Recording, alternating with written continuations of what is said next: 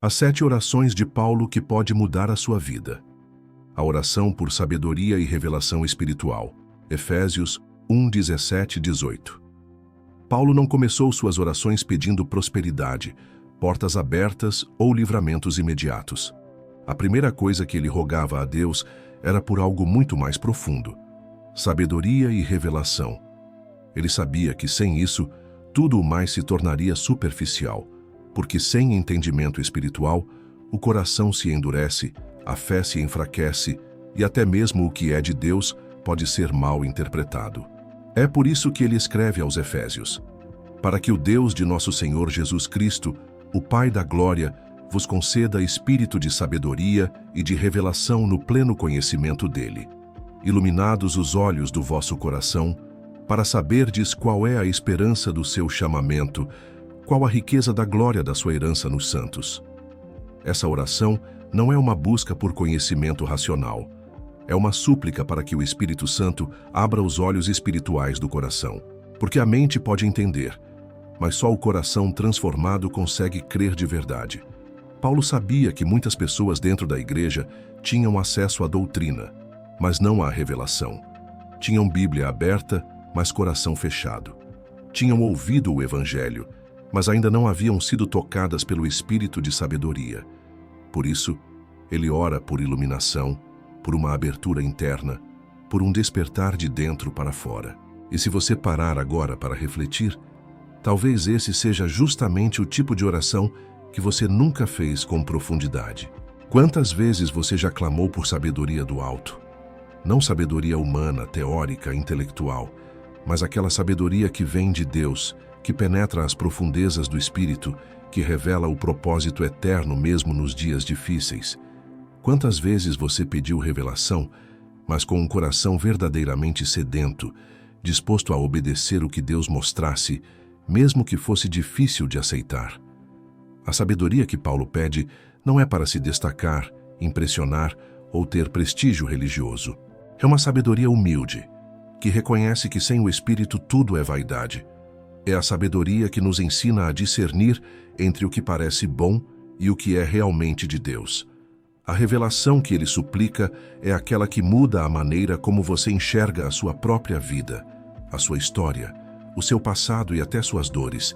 É a revelação que mostra onde está a herança que te pertence, o chamado que você carrega, a esperança que o mundo tenta apagar, mas que ainda arde em algum lugar dentro de você. Muitas vezes oramos por mudança de circunstâncias, mas Paulo está nos ensinando a orar por mudança de percepção.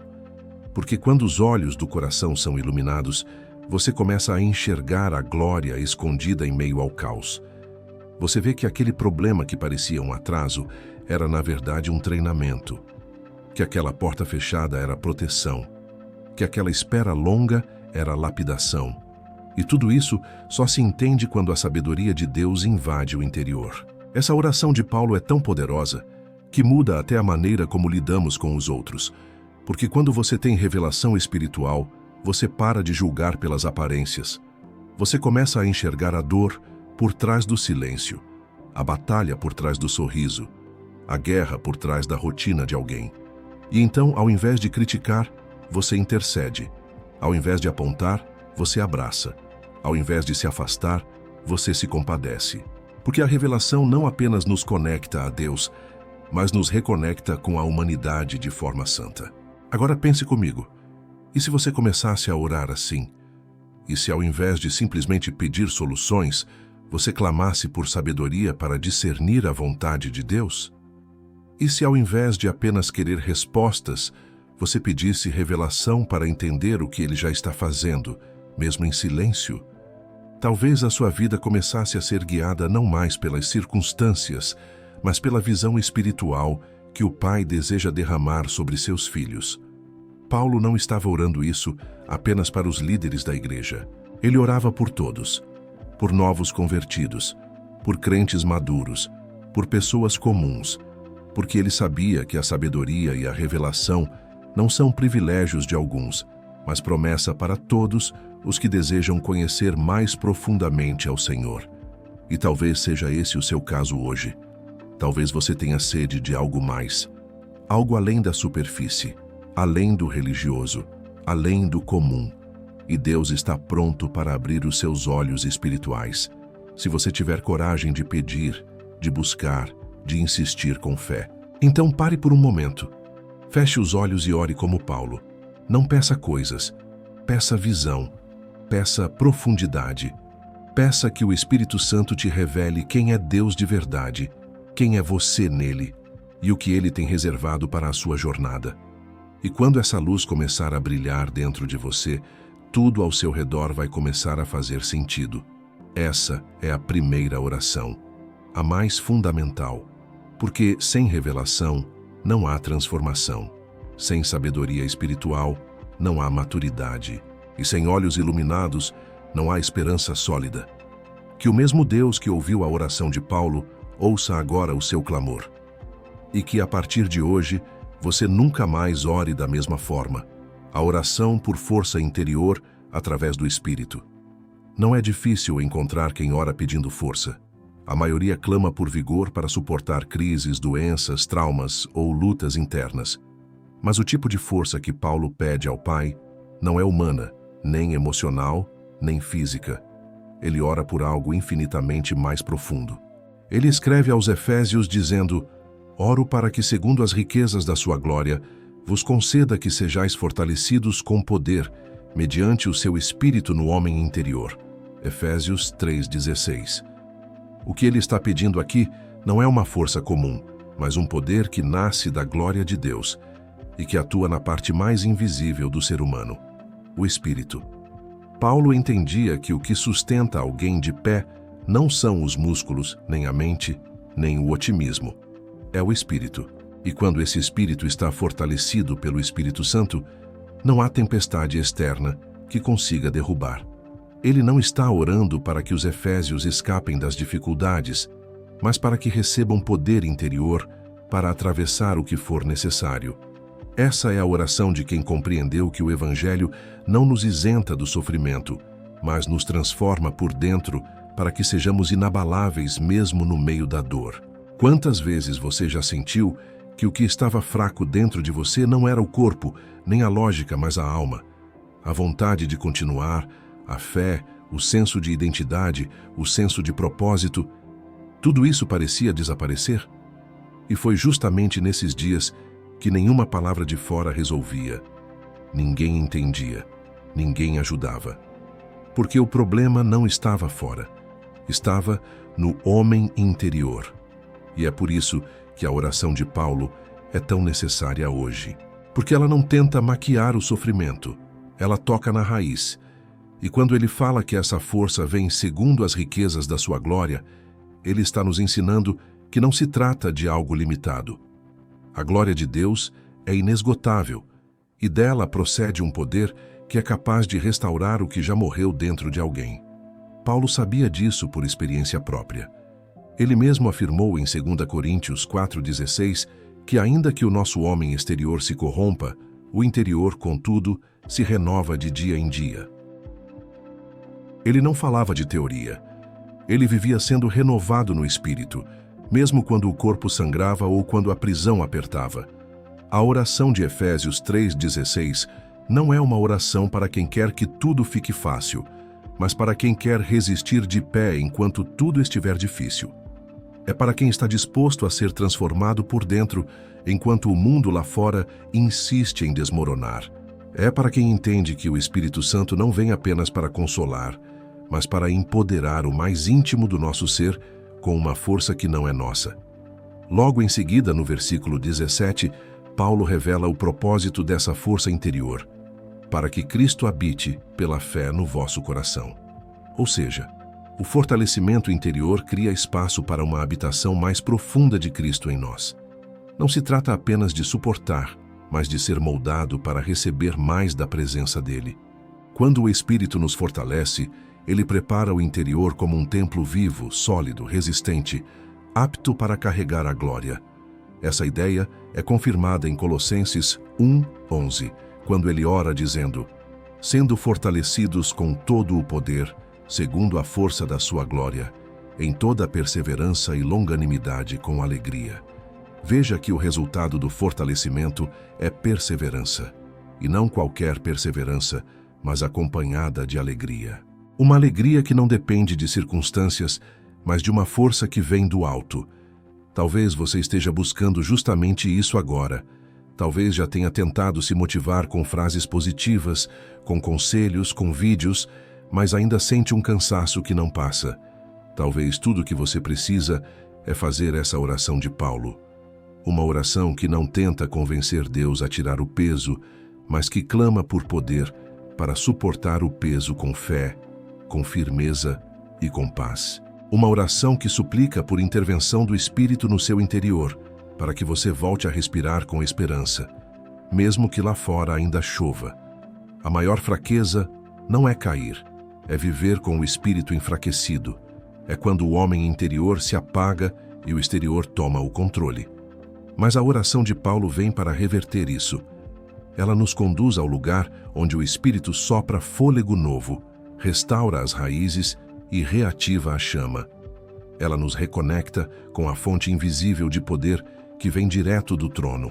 Em Romanos 8:26, Paulo nos lembra que o Espírito nos assiste em nossa fraqueza. Isso significa que ele não ignora nosso cansaço. Ele vem com socorro. Ele se aproxima da dor com compaixão e com poder. E quando oramos como Paulo, quando buscamos essa força interior que só o Espírito pode dar, não apenas suportamos, superamos, não apenas resistimos, nos tornamos testemunhas vivas do que é ser sustentado por uma força que não é humana. Se você chegou até aqui, entenda. Essa oração é para hoje, para agora. Você não precisa mais fingir que está bem. Pode ser sincero com Deus e pedir: Pai, segundo as riquezas da tua glória, fortalece-me no meu homem interior com o teu Espírito. Essa é uma oração que move o céu, porque quando o interior é restaurado, o exterior muda como consequência. A oração por amor que transborda com discernimento. Paulo poderia simplesmente ter orado para que os cristãos de Filipos amassem mais, mas ele vai além. Ele ora para que o amor deles aumentasse cada vez mais em conhecimento e em toda a percepção. Isso revela algo profundo. Nem todo amor é cego, e nem todo amor puro é ingênuo. Paulo sabia que o verdadeiro amor cristão precisa crescer, mas crescer com consciência, com discernimento, com direção espiritual.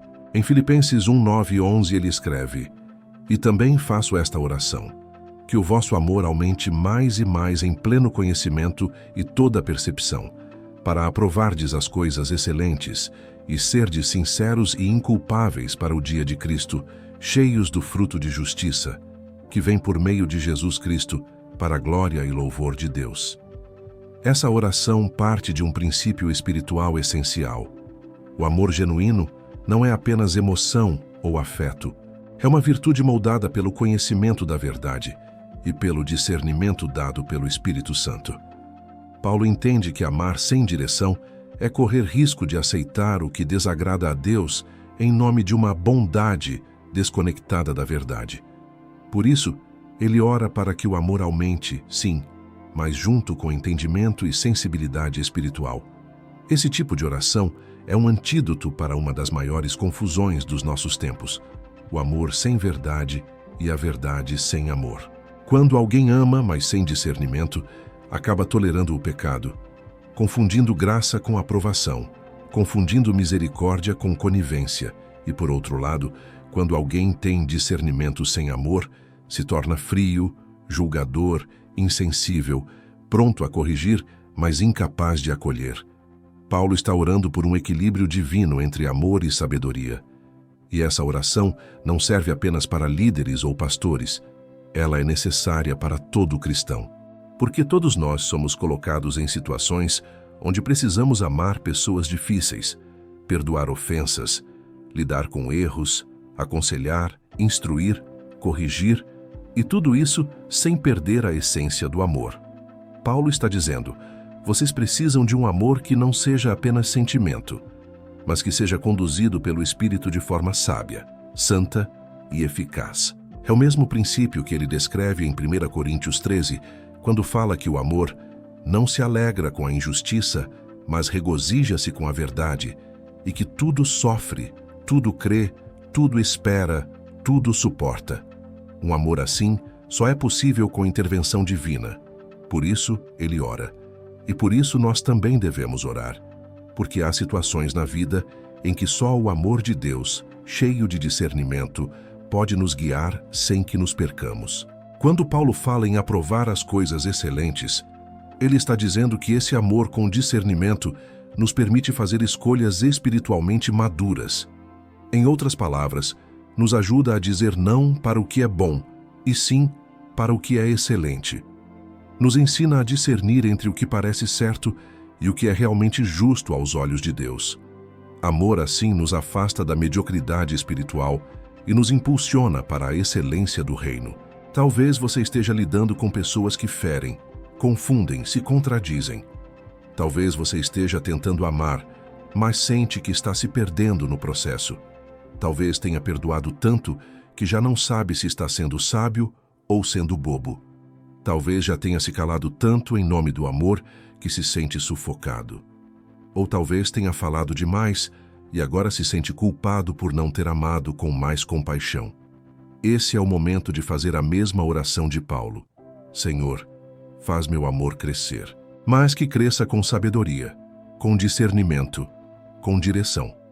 Esse tipo de oração muda a forma como enxergamos relacionamentos, conflitos, ministério, casamento, criação de filhos, amizades, discipulado, porque não nos tornamos reféns do amor sem juízo, nem vítimas da frieza disfarçada de sabedoria. Nos tornamos maduros. E é exatamente isso que Paulo está rogando ao Pai: maturidade espiritual através do crescimento do amor. E essa maturidade não é para a vaidade, é para que sejamos, como ele diz, sinceros e inculpáveis para o dia de Cristo. Ou seja, que vivamos de forma íntegra, sem máscaras, sem duplicidade, sem tropeços ocultos, até o retorno do Senhor, e que, nesse caminho, estejamos cheios do fruto da justiça. Frutos que só podem ser gerados por quem ama, com o coração cheio de Deus e a mente cheia da verdade. Lembre-se do que está escrito em Romanos 5:5. O amor de Deus é derramado em nossos corações pelo Espírito Santo que nos foi dado. Esse amor não é natural, ele é celestial. Ele não nasce da emoção, nasce da habitação do Espírito. Por isso, se hoje você sente que seu amor esfriou, ou que está confuso, ou que está pesado demais, ore como Paulo. Peça por esse derramar, mas peça também pelo discernimento, pelo conhecimento, pela sensibilidade espiritual que vem do alto. A sua vida será transformada quando o seu amor for conduzido não apenas por sentimentos, mas pelo Espírito da verdade. E quando isso acontecer, você passará a ver as pessoas com os olhos de Cristo, a amar sem se perder, a perdoar sem ser manipulado, a acolher sem ser cúmplice do erro, a falar com mansidão, mas com firmeza, a viver com leveza, mas com profundidade. Isso é amar com discernimento, isso é orar como Paulo. Não ore pedindo alívio, ore pedindo fortalecimento, porque quando o Espírito enche o interior, até o sofrimento se transforma em propósito e você se torna inabalável. Não por ser forte, mas porque carrega dentro de si o espírito de quem já venceu todas as coisas. A oração pela plenitude de Deus na alma. Paulo não se contentava com cristãos parcialmente cheios. Ele não intercedia para que as pessoas apenas tivessem boas experiências com Deus. Ele orava para que fossem completamente tomadas por sua presença, cheias até transbordar, preenchidas em todas as dimensões do ser. Em Efésios 3:19, ele clama para que os crentes fossem cheios de toda a plenitude de Deus. Essa oração é uma das mais ousadas de toda a Escritura, porque ela nos aponta para um destino espiritual que vai além da salvação, além da religiosidade, além da vida superficial. Paulo não está pedindo mais uma bênção. Ele está suplicando por habitação total da glória de Deus no interior humano. A palavra plenitude, no texto original, carrega a ideia de ser completamente preenchido por dentro, como um recipiente que não tem espaço para mais nada, a não ser o conteúdo que o enche. Ser cheio da plenitude de Deus é ser dominado por sua presença, dirigido pelo seu Espírito, moldado por sua palavra, rendido à sua vontade e separado para o seu propósito. E isso não é um estado emocional passageiro. É um estilo de vida gerado pelo Espírito Santo em um coração entregue, limpo e faminto. Paulo sabia que muitos na igreja viviam com porções pequenas de fé. Amavam a Deus, mas ainda eram controlados por mágoas. Criam em milagres, mas ainda estavam presos em ciclos emocionais destrutivos. Serviam no corpo de Cristo, mas ainda eram vazios por dentro. E é por isso que ele ora por plenitude, porque só um cristão pleno pode manifestar o caráter de Cristo com verdade. Só quem está cheio da presença de Deus pode suportar a pressão do mundo sem desmoronar. Só quem está pleno pode transbordar o que o céu deseja derramar na terra. Essa oração se conecta com o que ele escreve em Colossenses 2, 9 e 10, porque nele habita corporalmente toda a plenitude da divindade, e vós estáis completos nele, que é a cabeça de todo principado e potestade. Paulo está dizendo que em Cristo não falta nada, e se estamos nele, a plenitude de Deus pode também habitar em nós. Não como algo automático, mas como uma realidade que se manifesta à medida que nos rendemos por inteiro.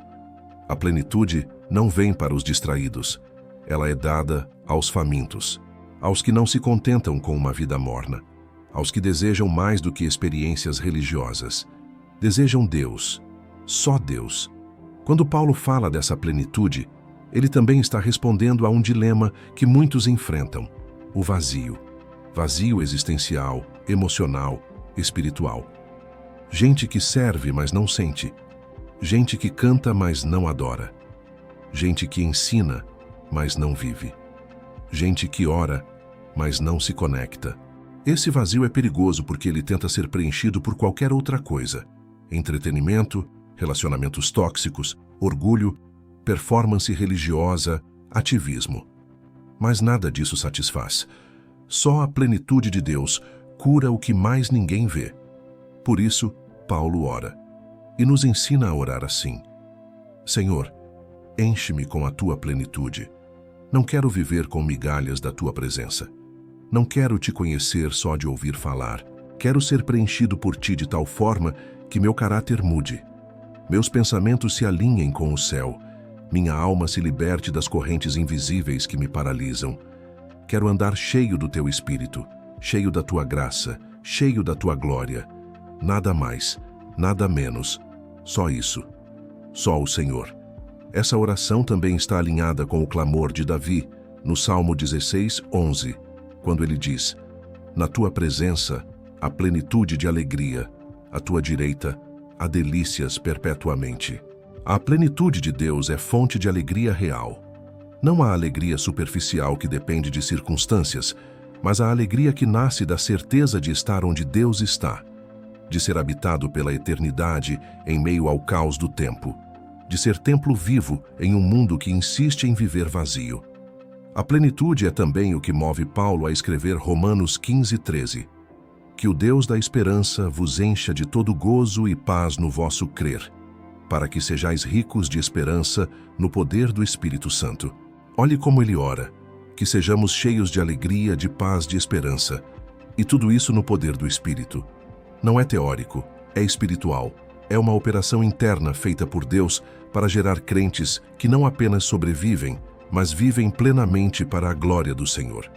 Talvez você esteja tentando avançar, mas se sente incompleto. Talvez você esteja tentando crescer, mas ainda sente que algo falta. Talvez você esteja servindo, pregando, cantando, ensinando, mas o coração ainda está dividido, distraído, ferido. Essa oração é para você. Não se trata de pedir bênçãos externas, mas de clamar por uma transformação interna que muda tudo ao redor. Porque quando Deus enche, Ele transborda. E quando Ele transborda, outros são impactados. Ser cheio de Deus é ser cheio de vida, de coragem, de sabedoria, de domínio próprio, de mansidão, de compaixão, de fé viva, de santidade prática. E tudo isso começa com um clamor: Senhor, enche-me com a tua plenitude. Faça de mim um vaso habitável. Que não reste espaço para o medo, para a vaidade, para a incredulidade. Que o que transborde em mim seja apenas o teu espírito, e não mais os meus traumas, nem as minhas opiniões, nem os meus desejos carnais. É hora de parar de viver pela metade, de caminhar com reservas, de servir com hesitação. É hora de orar como Paulo, de desejar a plenitude de Deus mais do que qualquer outra coisa. Porque quem está cheio de Deus não depende de aplauso, não teme rejeição, não se perde em crises, não é guiado por vaidades, porque a alma já está ocupada. E onde a plenitude de Deus habita, o inferno não tem mais espaço. A oração por perseverança em meio à aflição. Perseverar quando tudo está bem não exige tanto da alma, mas permanecer firme quando o chão some, quando as forças acabam, quando a injustiça bate à porta, quando o silêncio de Deus parece mais alto que sua voz. Isso exige algo que vai além da força humana. É por isso que Paulo ora de forma tão específica pela igreja de Tessalônica. Ele sabia que aqueles irmãos estavam sofrendo perseguições, sendo pressionados por todos os lados por causa da fé. E mesmo assim, permaneciam fiéis. Então ele escreve: Por isso também oramos sempre por vós, para que o nosso Deus vos torne dignos da sua vocação e cumpra com poder todo o propósito de bondade e obra de fé, a fim de que o nome de nosso Senhor Jesus seja glorificado em vós e vós nele, segundo a graça do nosso Deus e do Senhor Jesus Cristo. Segundo Tessalonicenses 1:11, 12. Paulo não ora para que a perseguição cesse, não clama por alívio imediato. Ele suplica para que aqueles crentes sejam sustentados com dignidade, com força e com fé ativa, mesmo no meio da dor. Essa oração carrega o peso de quem entende que a perseverança não é apenas continuar, é continuar glorificando a Deus em cada passo, mesmo que os passos estejam manchados de sangue, marcados por perdas ou enfraquecidos pelo cansaço. Paulo sabia o que era isso. Ele mesmo havia sido açoitado, apedrejado, abandonado, mas jamais deixou de orar, porque quem persevera não é quem tem mais coragem, é quem depende mais da graça. Essa oração desarma o nosso cristianismo confortável. Ela confronta a ideia de que Deus só está presente quando tudo está dando certo. Paulo está nos mostrando que o nome de Jesus pode ser glorificado em nós, e nós nele, mesmo quando o cenário não é favorável. Ele ora para que os propósitos de Deus se cumpram com poder, não com pressa, não com atalhos, mas com poder. E esse poder, muitas vezes, se manifesta na capacidade de continuar mesmo quando tudo grita para desistir. A perseverança é um dos frutos mais ignorados, mas é também um dos mais preciosos. Tiago declara em sua carta que bem-aventurado o homem que suporta com perseverança a aprovação. Tiago 1:12. E que essa perseverança, quando completa, nos torna maduros e íntegros, em nada deficientes. Tiago 1:4. Ou seja, a provação não é uma punição, mas uma oportunidade de crescimento. E a perseverança é o que nos conduz à maturidade espiritual. É por isso que Paulo ora. Porque ele sabia que sem oração o desânimo vence, que sem o sustento do alto até os mais fortes caem. Em Romanos 5:3-4, ele revela esse processo. A tribulação produz perseverança, a perseverança, experiência, e a experiência, esperança. Perceba que a perseverança está no meio desse ciclo divino. Ela é a ponte entre o sofrimento e a esperança. Sem ela, o sofrimento nos afunda. Com ela, o sofrimento nos aperfeiçoa. E Paulo quer que essa ponte esteja firme debaixo dos pés da igreja. Por isso ora, porque sem perseverança, a fé morre antes do milagre chegar. Essa oração também toca em um ponto-chave: que o nosso Deus vos torne dignos da sua vocação. Ser digno da vocação não significa ser perfeito, mas ser fiel. É andar de modo coerente com o chamado que recebemos. É não negociar os valores do reino, mesmo quando o mundo oferece atalhos.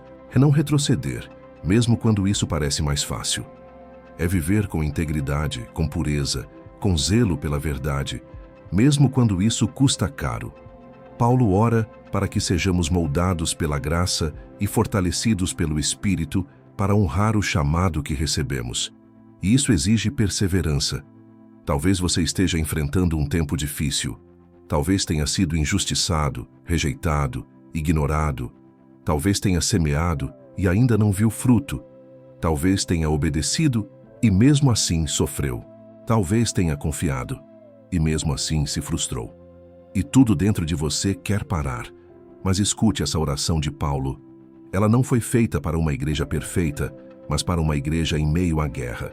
Ela não foi escrita em tempos de paz, mas em tempos de prova. E ainda assim ela carrega uma esperança inabalável, a de que é possível continuar, não por força, mas por graça. Essa graça, como ele escreve em 2 Coríntios 12:9, se aperfeiçoa na fraqueza. É quando nos sentimos mais incapazes que o poder de Deus se manifesta com mais intensidade. É por isso que Paulo não ora para tirar a dor, mas para que a glória de Cristo seja vista em meio à dor.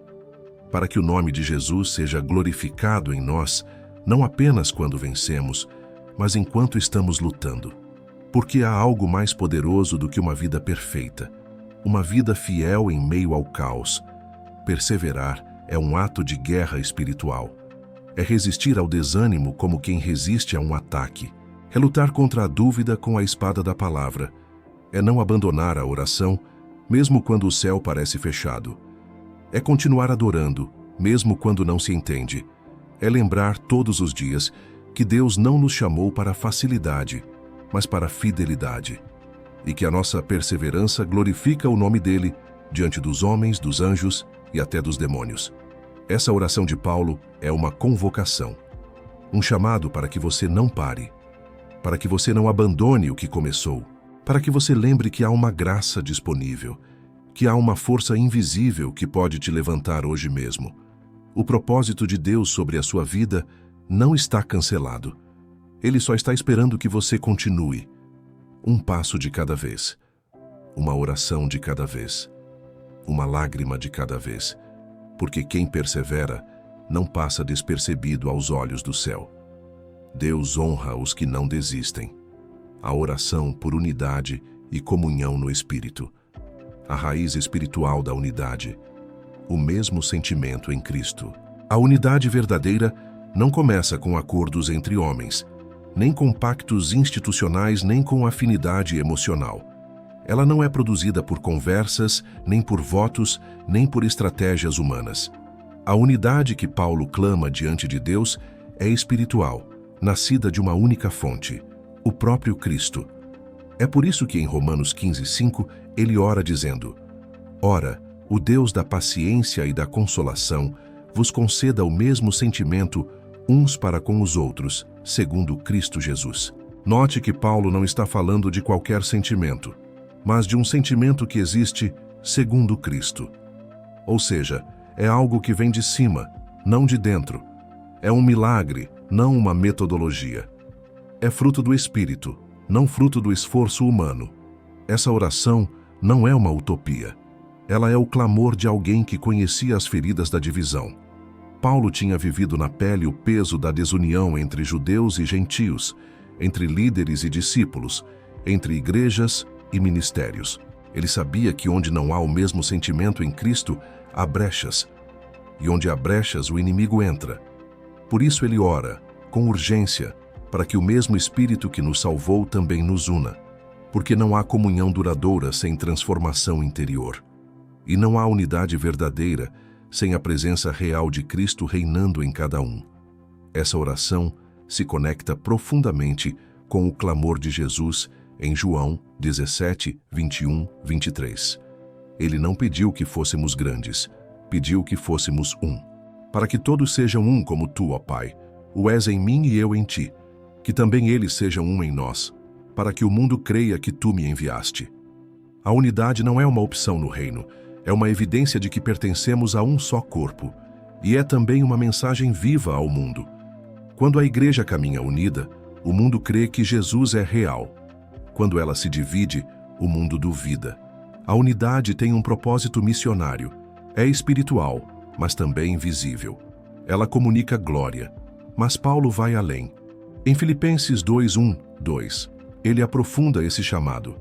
Se há, pois, alguma exortação em Cristo, alguma consolação de amor, alguma comunhão do Espírito, se há entranhados afetos e misericórdias, completai a minha alegria, para que penseis a mesma coisa, tenhais o mesmo amor, sejais unidos de alma, tendo o mesmo sentimento. Aqui ele está dizendo que, se realmente experimentamos Cristo, isso deve nos conduzir inevitavelmente à unidade. O amor que vem de Deus não é só para nos curar, é para nos unir. Essa unidade não é uniformidade. Deus não está pedindo que pensemos todos igual, que sejamos cópias uns dos outros, que abramos mão da individualidade. O que Ele quer é algo mais elevado, uma comunhão baseada em uma nova natureza. O mesmo Espírito que habita em mim habita em você. O mesmo sangue que me salvou, salvou você. O mesmo Jesus que me perdoou, te perdoou. E se isso é verdade, então há algo maior entre nós do que qualquer diferença. E é isso que o mundo precisa ver. Não só palavras bonitas, mas pessoas diferentes, com histórias diferentes, caminhando juntas em nome de um só Senhor. Paulo está orando por uma revolução espiritual silenciosa. Um tipo de unidade que nasce do quebrantamento, da humildade, do arrependimento mútuo. Ele sabe que o mesmo sentimento que havia em Cristo, aquele que se humilhou, que não buscou seus próprios interesses, que perdoou, que lavou pés, é o único capaz de manter a igreja viva, pura e forte. É esse sentimento que deve habitar em nós. Não o sentimento da carne, da razão, da justiça própria, mas o sentimento de Cristo. E isso só acontece com oração, com clamor sincero, com corações rasgados diante de Deus, com joelhos dobrados não para pedir bênçãos, mas para suplicar. Senhor, muda o meu coração. Dá-me o mesmo sentimento que havia em Cristo. Enche-me com teu Espírito até que todo orgulho se vá, até que toda comparação seja desfeita, até que eu veja meu irmão como parte de mim. 1 Coríntios 1:10 mostra a gravidade da desunião. Rogo-vos, irmãos, pelo nome de nosso Senhor Jesus Cristo, que todos digais a mesma coisa, e que não haja entre vós divisões, antes sejais unidos em um mesmo pensamento e em um mesmo parecer. Paulo não está pedindo por educação, está rogando por unidade. Ele sabia que onde há divisão, há confusão. E onde há confusão, Deus não habita. O Espírito Santo se move em ambientes onde há aliança, não onde há disputa. O mesmo sentimento em Cristo também significa carregar as dores uns dos outros. Romanos 12:15-16 nos chama a isso. Alegrai-vos com os que se alegram, chorai com os que choram. Sede unânimes entre vós. Não ambicioneis coisas altas, mas acomodai-vos às humildes. É empatia espiritual. É sentir o peso do outro como se fosse seu. É chorar pelo irmão como se fosse sangue do seu sangue. É se alegrar pela vitória dele como se fosse a sua. Isso é reino. Isso é corpo. Isso é unidade. Talvez você cresceu em ambientes marcados pela competição, pela comparação, pela frieza emocional. Talvez você foi ferido por pessoas da fé e hoje carrega barreiras invisíveis que impedem comunhão real. Talvez você até ora, mas ainda guarda rancores, ainda resiste ao abraço, ainda evita o perdão. Essa oração de Paulo é para você, não como acusação, mas como convite. O Espírito Santo quer fazer uma obra dentro de você, uma obra de alinhamento, de restauração, de reconexão. A unidade não começa na igreja, começa no coração, começa com uma oração. Senhor, dá-me o mesmo sentimento de Cristo. Quando isso acontece, o impossível se reconcilia. O que era dividido, se junta. O que era pesado, se alivia. O que era motivo de afastamento, se torna ponte de encontro. E a igreja volta a ser o que nasceu para ser: uma só fé, um só corpo, um só Espírito, um só Senhor. O inimigo da comunhão, vaidade, divisão e religiosidade. A oração de Paulo por unidade carrega um peso profético porque ela é feita diante de um campo de batalha invisível.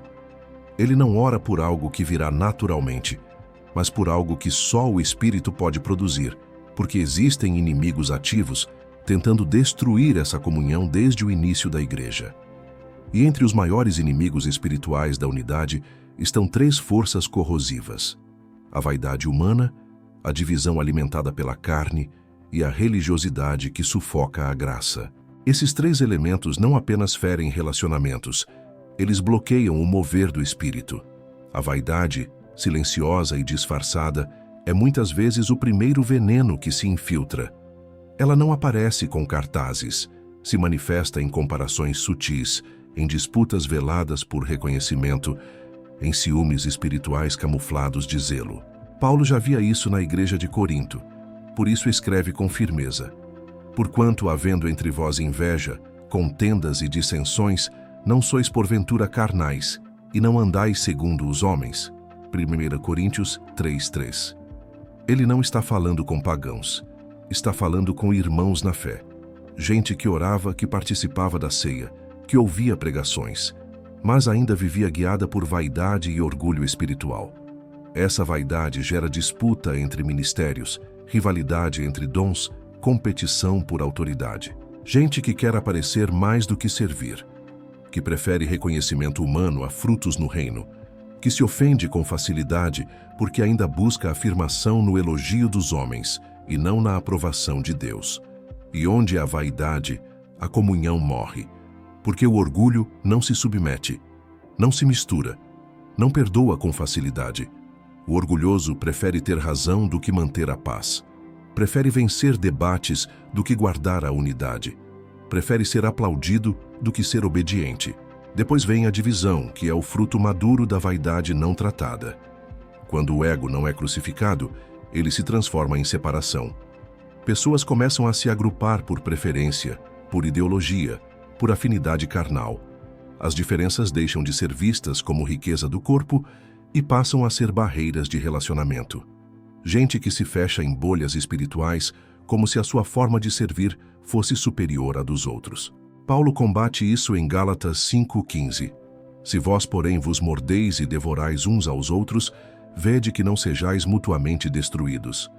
Ele não está falando de ataques físicos, está falando de palavras, de atitudes, de ressentimentos velados que corroem a comunhão por dentro. A divisão não começa com escândalos, começa com silêncio, com olhares cortantes, com ausência de oração mútua, com fofocas disfarçadas de preocupação, com isolamento voluntário em nome de uma espiritualidade seletiva. Mas o resultado é sempre o mesmo: o corpo adoece, a presença se entristece, o céu se fecha, porque onde há divisão, há confusão, e onde há confusão, Deus não reina. E então, como se não bastasse, surge a religiosidade, o tipo de religiosidade que esconde rancor por trás de doutrina, que justifica a frieza com argumentos teológicos, que escolhe o formalismo em vez da comunhão viva. Jesus confrontou essa religiosidade mais de uma vez. Em Mateus 23:27 ele disse: Ai de vós, escribas e fariseus hipócritas, porque sois semelhantes aos sepulcros caiados, que por fora se mostram belos, mas interiormente estão cheios de ossos de mortos e de toda a imundícia. A religiosidade cria uma aparência de piedade, mas nega o poder da graça. E onde há religiosidade não há comunhão, só controle, só aparência, só ritual. Mas o Espírito não se move onde há fachada, ele habita onde há verdade. Tiago 3:14-16 nos alerta sobre a sabedoria que promove divisão. Mas, se tendes amargo ciúme e sentimento faccioso em vosso coração, não vos glorieis disso, nem mintais contra a verdade. Esta não é a sabedoria que desce lá do alto, antes é terrena, animal e demoníaca. Pois onde há ciúmes e sentimento faccioso, aí há confusão e toda espécie de coisas ruins. Ou seja, não é apenas uma questão de personalidade difícil. É um terreno onde o inimigo planta e colhe. É uma brecha espiritual. Esses três inimigos não agem isoladamente. Eles se alimentam uns dos outros. A vaidade prepara o terreno para a divisão. A divisão se fortalece com argumentos da religiosidade. E tudo isso vai sufocando a comunhão até que ela se torna impossível. E é por isso que Paulo ora, porque ele sabia que só o Espírito pode quebrar essas fortalezas. Só uma igreja cheia do Espírito consegue ser humilde, reconciliadora e cheia de graça. Talvez você tenha vivido em ambientes assim. Talvez tenha visto ministérios se desintegrarem por conta de brigas internas. Talvez você mesmo já tenha se afastado de pessoas por orgulho, por mágoas, por julgamentos apressados. Talvez sua oração precise mudar. Em vez de orar pedindo que Deus mude os outros, comece orando como Paulo. Senhor, dá-nos o mesmo sentimento que havia em Cristo. Um sentimento que abre mão do ego, que perdoa antes mesmo de ser pedido, que busca a paz mesmo quando poderia exigir justiça, que ama mesmo quando não é amado de volta. A comunhão não é fruto de um ambiente perfeito, mas de corações rendidos. Gente que sabe que o inimigo não está no outro irmão, mas no orgulho dentro de si. Gente que decide morrer para a carne para viver no espírito. Gente que não quer mais viver dividida por interpretações, por preferências, por tradições, mas unida pela cruz, pelo sangue, pela palavra viva. A igreja só será plena quando for unida, e só será unida quando for quebrantada, e só será quebrantada quando orar como Paulo.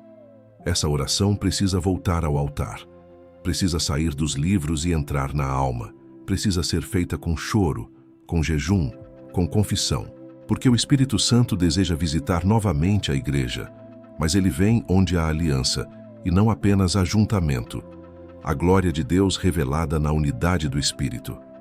A oração de Paulo não é motivada apenas por preocupação com harmonia ou convivência saudável entre irmãos. A intenção dele vai muito além. Ele ora para que a igreja alcance algo que o mundo não pode produzir, algo que os sistemas humanos não conseguem replicar. Uma unidade que revele a glória de Deus. Em Romanos 15:6, ele completa seu clamor dizendo: para que unânimes e a uma voz glorifiqueis ao Deus e Pai de nosso Senhor Jesus Cristo. Veja, a unidade não é o fim, é o meio. O fim é a glória de Deus sendo manifesta por meio de uma igreja que fala a mesma linguagem do céu, com corações afinados pela graça, e vozes elevadas não pela vaidade, mas pela rendição. A glória de Deus sempre esteve ligada à unidade. Desde o Antigo Testamento, o Senhor deixava claro que derramaria sua presença onde houvesse aliança entre os irmãos. No Salmo 133, essa verdade ecoa de forma poderosa. Oh, como é bom e agradável viverem unidos os irmãos! É como o óleo precioso sobre a cabeça. Ali ordena o Senhor a sua bênção e a vida para sempre. O texto não diz que Deus sugere a bênção, diz que Ele a ordena. Ou seja, onde há unidade real, há uma ativação divina, uma autorização celestial para que o sobrenatural se manifeste.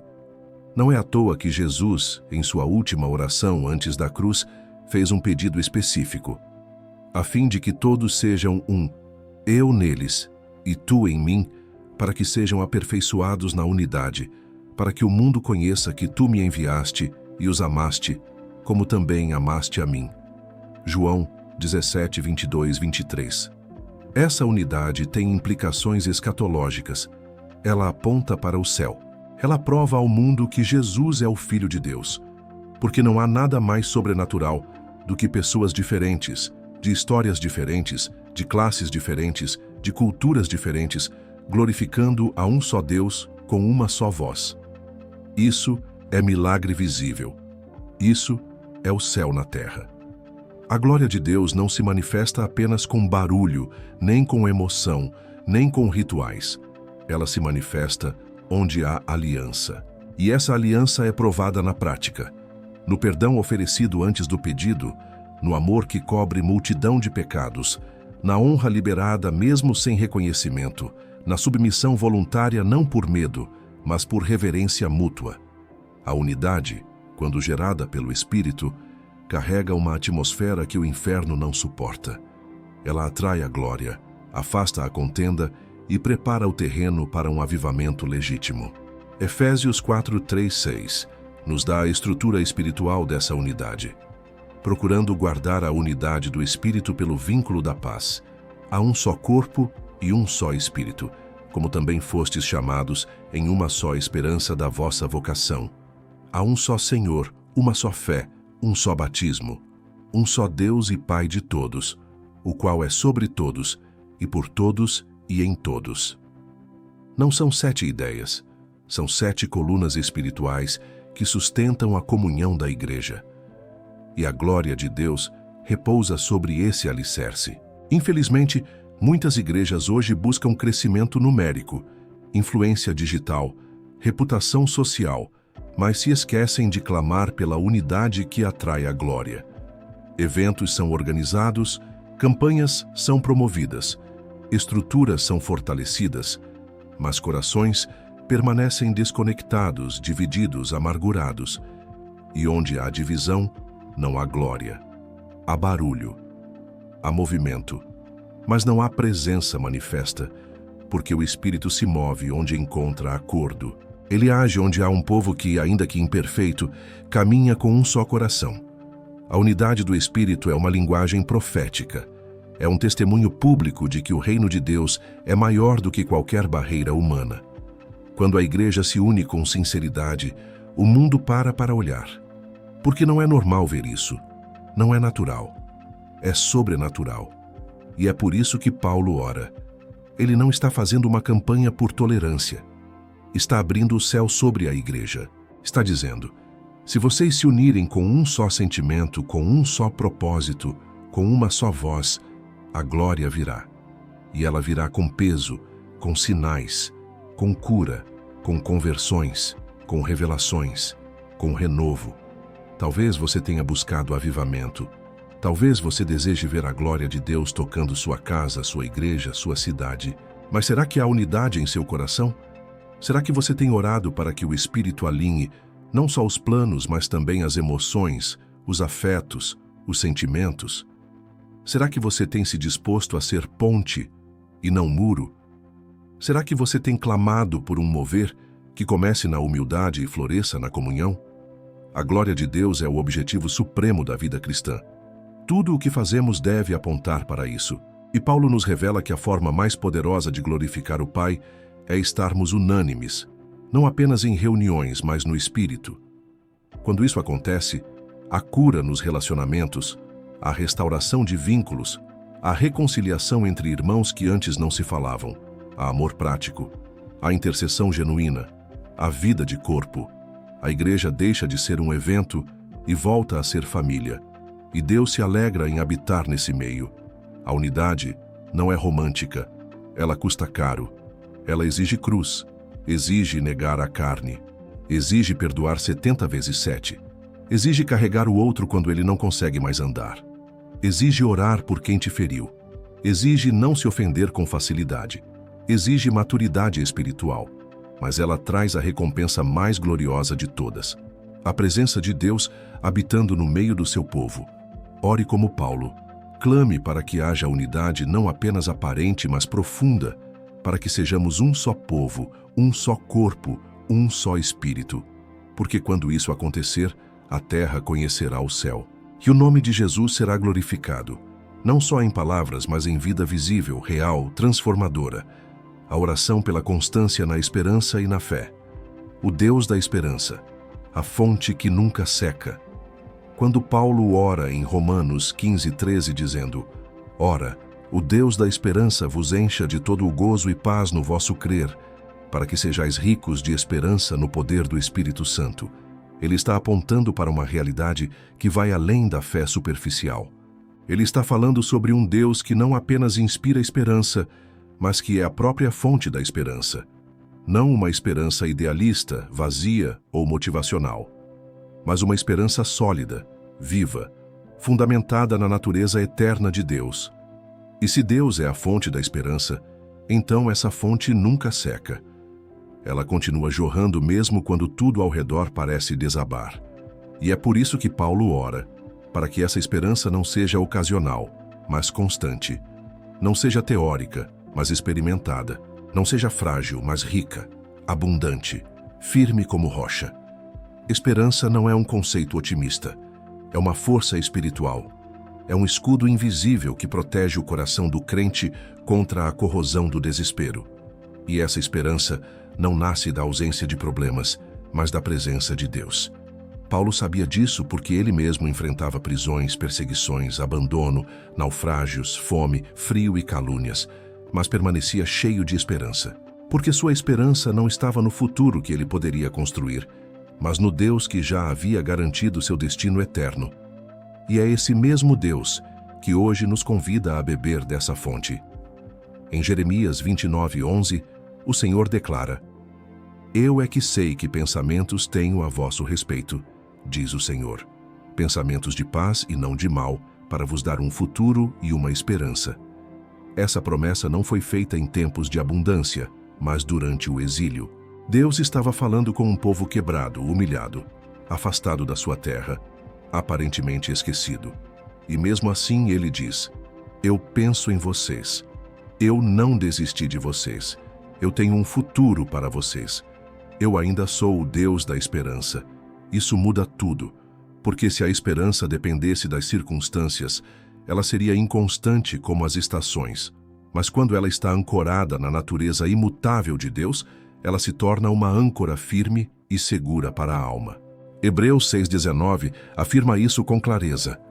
Temos essa esperança como âncora da alma, firme e segura, a qual adentra o santuário interior por trás do véu. Ou seja, a esperança que vem de Deus nos mantém firmes mesmo quando tudo balança. Ela nos conecta com o invisível, com o eterno, com o que não pode ser abalado. Mas por que Paulo faz essa oração? Porque ele sabia que a esperança também se desgasta. Ela precisa ser alimentada, renovada, reacendida.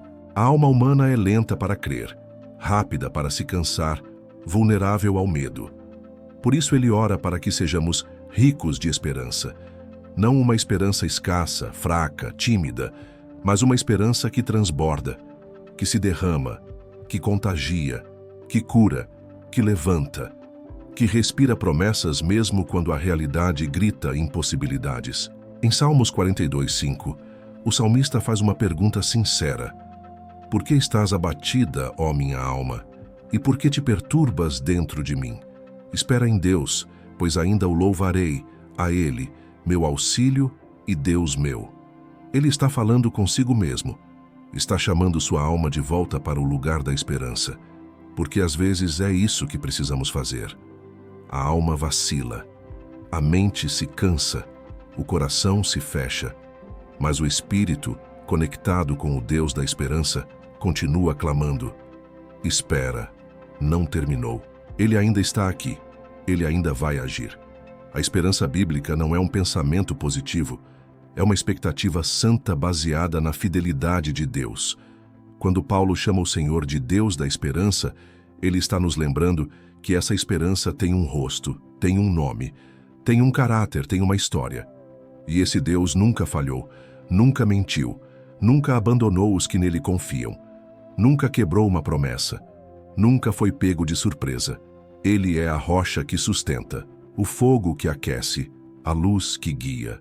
E é por isso que nossa esperança pode ser firme. Talvez você tenha confiado em pessoas e se decepcionou.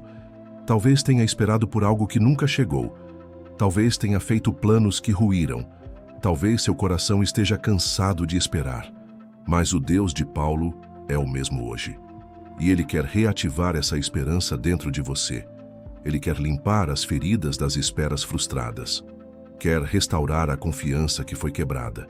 Quer te ensinar a esperar novamente. Não nas circunstâncias, não nas pessoas, não nos seus méritos, mas nele, só nele. Esperar em Deus não é passividade, é resistência ativa, é fé em movimento, é a alma se recusando a morrer, é o Espírito dizendo: mesmo que ainda não tenha acontecido, eu sei em quem tenho crido. É a mulher que orou por anos e ainda prepara o quarto para o filho que ainda não veio. É o homem que continua pregando, mesmo quando ninguém ouve. É o jovem que continua sonhando mesmo depois de várias portas fechadas. É o enfermo que continua adorando mesmo em meio à dor. É o crente que diz: eu espero no Deus da esperança. Essa oração de Paulo precisa voltar para os nossos lábios. Ela precisa estar nas nossas madrugadas, nas nossas reuniões, nas nossas intercessões. Precisamos voltar a pedir: Senhor, me enche da tua esperança. Não me deixa viver com expectativas baixas. Me faz crer outra vez, esperar outra vez, confiar outra vez. Porque quando isso acontecer, tudo muda. Mesmo que nada mude fora, tudo muda dentro. E o que muda dentro, muda o rumo da nossa história. O Deus da esperança está presente. Ele não falhou com Abraão, não falhou com José, não falhou com Moisés, não falhou com Davi, não falhou com Paulo. E não vai falhar com você. Beba dessa fonte. Ore como Paulo. E seja cheio de uma esperança que não se abala, que não se apaga e que nunca decepciona. Alegria e paz como frutos da fé viva. Quando Paulo ora para que os crentes sejam cheios de todo gozo e paz no vosso crer, Romanos 15:13, ele está revelando um segredo espiritual profundo. A fé verdadeira produz frutos visíveis. A alegria e a paz que brotam da fé viva não são frutos da personalidade, do temperamento ou de uma vida sem problemas. São manifestações da presença de Deus no interior do crente, mesmo em cenários de dor, dúvida ou demora. Paulo não está dizendo que fé evita sofrimento, mas que fé gera alegria e paz no meio do sofrimento, e isso muda completamente a maneira como lidamos com a vida. Muitas pessoas oram por alegria, outras buscam paz com intensidade, mas poucas percebem que essas coisas não são fins em si mesmas. Elas são consequência de uma fé ativa, nutrida, amadurecida. Paulo sabia disso por experiência. Ele escreve aos Filipenses de dentro de uma prisão, com correntes nos pulsos e sem garantias de liberdade, e mesmo assim diz: alegrai-vos sempre no Senhor. Outra vez digo, alegrai-vos. Filipenses 4:4. E essa ordem não é um pedido ingênuo, mas o testemunho de alguém que havia descoberto uma fonte de alegria que não dependia de circunstâncias, mas de comunhão com Cristo. O mesmo vale para a paz. Em João 16:33, Jesus diz: estas coisas vos tenho dito para que tenhais paz em mim. No mundo tereis aflições, mas tende bom ânimo, eu venci o mundo. Ou seja, a paz que ele oferece não é a ausência de problemas, é presença de Deus. É a convicção de que, mesmo no caos, há um trono inabalável governando todas as coisas. É a certeza de que estamos sendo conduzidos por uma mão invisível que jamais erra o caminho. Isaías 26:3 aprofunda ainda mais essa realidade. Tu, Senhor, conservarás em perfeita paz aquele cujo propósito está firme, porque em ti confia. A paz que permanece está ligada à confiança. Quando a fé é sólida, a paz é constante. Quando a fé vacila, a paz se vai.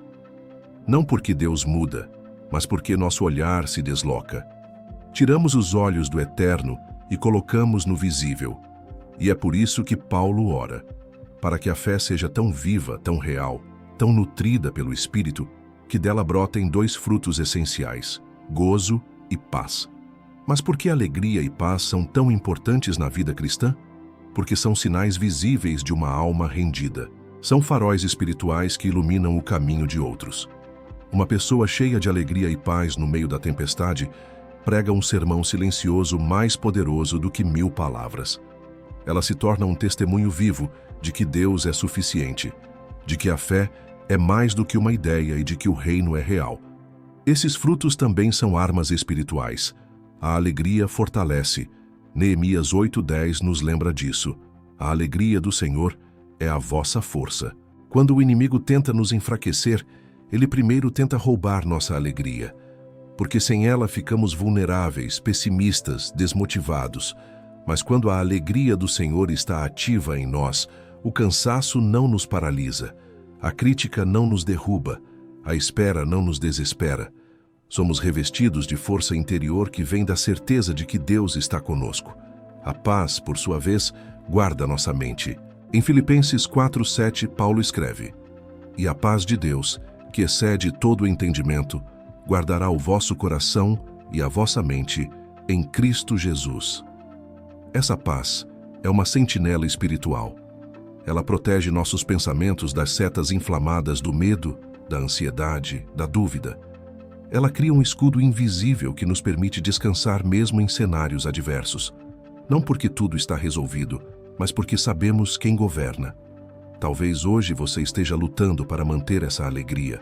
Talvez a sua paz tenha sido roubada por situações inesperadas. Talvez a sua fé ainda exista, mas não está mais produzindo frutos visíveis. Essa oração de Paulo vem como um convite. Volte a crer, volte a confiar, volte a buscar essa alegria e essa paz, não como metas, mas como resultados naturais de uma fé renovada. Deus não quer que você sobreviva. Ele quer que você viva com plenitude, mesmo antes da resposta chegar. A fé viva não é apenas crer que Deus pode fazer, é crer que Ele é bom mesmo quando não faz. É se alegrar por quem Ele é, e não apenas pelo que Ele dá. É repousar nele, mesmo quando tudo parece inquieto. E essa fé é gerada quando nos rendemos, quando paramos de lutar com nossa força e começamos a confiar com nosso espírito. Lembre-se de que Paulo não ora para que a alegria e a paz apareçam de forma mágica. Ele ora para que elas brotem no vosso crer. Ou seja, enquanto você crê, elas florescem. E se a fé se apaga, esses frutos também murcham. Por isso, mantenha sua fé acesa. Alimente-a com a palavra, com oração sincera, com louvor no meio da dor, com gratidão mesmo em meio à perda. Porque essa fé viva é o solo onde Deus planta alegria e paz que não se explicam, mas que sustentam. Você pode ter perdido muitas coisas, mas se sua fé estiver viva, Deus ainda pode fazer brotar uma alegria que surpreende, uma paz que ultrapassa o entendimento e uma esperança que não decepciona. Ore como Paulo. Peça para ser cheio de todo gozo e paz no seu crer. E você vai perceber que a fé verdadeira sempre produz frutos, mesmo nos desertos. O poder do Espírito Santo como sustentação diária da fé. Há algo profundamente revelador nas palavras finais da oração de Paulo em Romanos 15:13. Ele diz: para que sejais ricos de esperança no poder do Espírito Santo. A esperança que permanece, a fé que não enfraquece, a alegria que não evapora e a paz que resiste às tempestades, tudo isso, segundo ele, não vem da força humana, nem do otimismo emocional, mas do poder do Espírito Santo.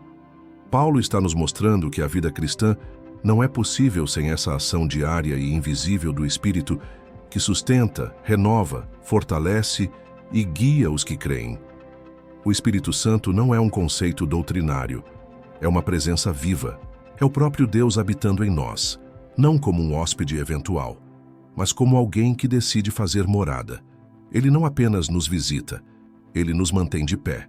É por isso que Paulo sempre conecta a vida prática da fé ao poder do Espírito. Em Efésios 3:16, ele ora para que sejamos fortalecidos com poder mediante o seu Espírito no homem interior. Ele sabia que a força que precisamos para permanecer firmes não nasce da mente, nem da disciplina, mas do Espírito que opera de forma constante dentro de nós. Sem o Espírito Santo, a fé vira esforço, a esperança vira teoria, a oração vira monólogo, a adoração vira performance, mas com o Espírito, tudo ganha vida, tudo ganha propósito, tudo se alinha com o céu. É por isso que Paulo insiste, a esperança só se mantém viva no poder do Espírito Santo, porque é Ele quem nos relembra as promessas.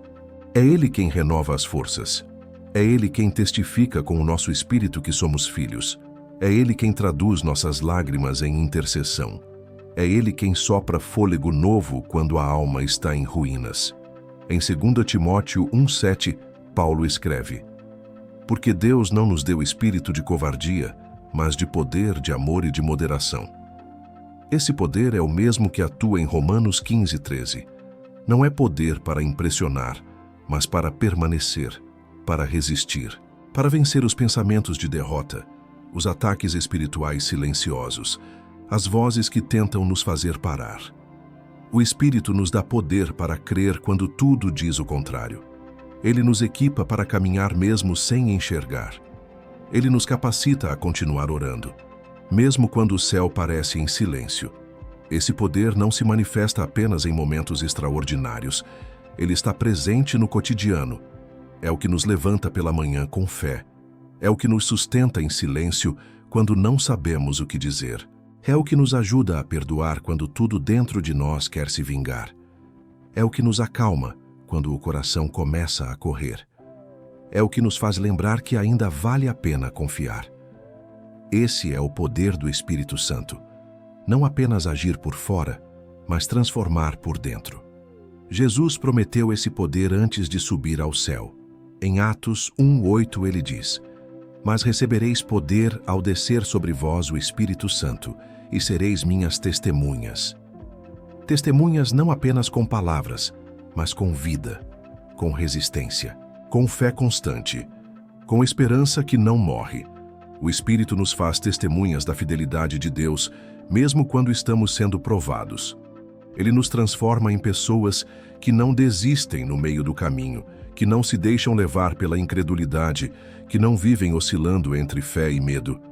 É por isso que a oração de Paulo é tão necessária hoje, porque muitos estão tentando manter sua fé com força humana, estão lutando com as próprias mãos contra gigantes espirituais, estão tentando viver a vida cristã no braço da carne. Mas essa caminhada exige uma fonte maior, e essa fonte está disponível: o poder do Espírito Santo. Ele é o combustível da esperança, ele é o fôlego da fé, ele é o consolo da alma cansada, ele é o braço que nos sustenta quando já não conseguimos mais caminhar por nós mesmos. Se você está sentindo que sua fé está fraca, que sua esperança está se apagando, que seu coração está cansado, a resposta não é tentar ser mais forte. A resposta é clamar pelo Espírito. Voltar ao lugar de dependência. Voltar ao lugar onde o poder não é seu, mas de Deus.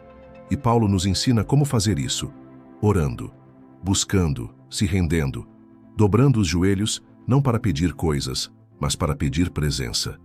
E quando a presença vem, o poder se manifesta. Não com espetáculo, mas com profundidade. Efésios 5:18 diz: "Enchei-vos do Espírito." Isso não é sugestão, é necessidade, é comando de sobrevivência espiritual. A fé viva precisa ser regada todos os dias. E quem rega é o Espírito. Ele nos lembra da cruz, nos conecta com a palavra, nos protege do engano, nos reposiciona quando nos desviamos, nos ensina a orar quando as palavras somem. Ele não é apenas um consolo, ele é sustento, ele é força, ele é o Deus que está em nós para que sejamos ricos de esperança em qualquer estação da vida. Hoje você pode pedir exatamente o que Paulo orou, não apenas por paz, não apenas por alegria, mas para que o poder do Espírito Santo se manifeste de forma constante em sua vida, renovando sua fé todos os dias, alimentando sua esperança em cada silêncio e tornando você uma testemunha viva da fidelidade de Deus, não apenas com palavras, mas com firmeza de espírito. A oração que sustenta até o fim. Se existe uma oração que atravessa o tempo, os desertos, as prisões e as dores silenciosas da alma, é a oração por constância na esperança e firmeza na fé. Paulo não orou para que você apenas suportasse. Ele orou para que você fosse cheio de esperança, transbordante de fé, revestido de alegria e paz, não como sentimentos passageiros, mas como marcas visíveis de alguém que anda com Deus, mesmo quando tudo parece invisível. E essa oração, feita há séculos, ainda ecoa hoje para aqueles que decidiram não desistir. Talvez você esteja cansado, talvez a alma esteja abatida, a fé desgastada e a esperança manchada de frustrações. Talvez você ore, mas não sinta mais. Cante, mas não se emocione mais. Leia, mas não ouça mais a voz. E tudo isso te faz pensar que algo se perdeu. Mas escute, o Deus da esperança ainda está aqui. Ele não abandonou o altar onde te encontrou pela primeira vez. Ele não desistiu de te sustentar. Ele não cancelou o que prometeu. Ele só está esperando você se render de novo. Não é tarde para orar como Paulo. Não é tarde para dobrar os joelhos e dizer: Senhor, enche-me, enche minha fé de vida, minha alma de paz, meu coração de alegria, meu espírito de esperança. Que eu não caminhe mais no automático, mas no poder do Teu Espírito Santo. Essa oração não é bonita, é urgente, não é simbólica, é essencial, porque sem ela nos tornamos sobreviventes da fé. Mas com ela, nos tornamos testemunhas vivas da glória de Deus. Você foi chamado para permanecer firme, para confiar até o fim, para acreditar mesmo quando não há sinais, para manter o coração aquecido mesmo em tempos frios. E isso só será possível se o Espírito Santo for a sua força. A constância não vem da mente, mas da presença. E a presença se ativa com oração sincera, com sede espiritual, com rendição total. Essa é a sua hora. Essa é a sua resposta. Se essa mensagem falou com você, declare nos comentários com fé: eu escolho viver cheio de esperança, alegria, fé e poder no Espírito Santo. Compartilhe esse vídeo com alguém que precisa ser reanimado por dentro. Inscreva-se no canal agora para receber mais conteúdos que edificam, despertam e ativam a sua vida espiritual. O Deus da esperança ainda está escrevendo sua história, e o final dela será maior do que qualquer início que te feriu. Você não está sozinho e jamais esteve.